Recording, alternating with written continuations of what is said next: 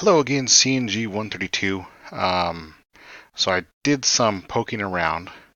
Let's leave that off. So I went to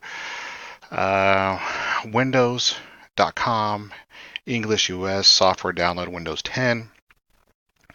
Uh, Scroll down to the bottom where it says more download options. Um, Went to the download academic projects page, which took me to this. Um, Nothing really useful here except for the download tool now. The download tool ran.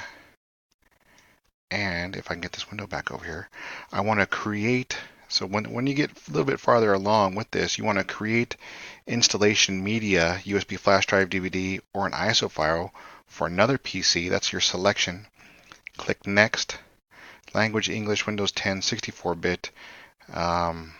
That's fine. We use recommendations for this PC, but make sure that it is the 64-bit Windows 10.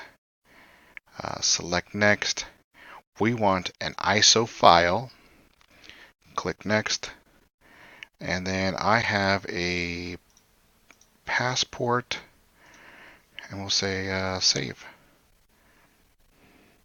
So right now it's creating a Windows ISO from my Windows 10 machine to the drive. If you have any issues from here, feel free to email me. But this should create you an ISO for Windows 10 if you're on a Windows 10 machine. If you are having some issues, maybe, well, since I'm creating a Windows ISO and I'm free most evenings, maybe we can figure out a way to get you this ISO um, with doing that. The VMDK is still transferring. It's at an hour and 9 minutes left, so eventually that'll get uploaded. But yeah, let's work with that and see how this goes from there.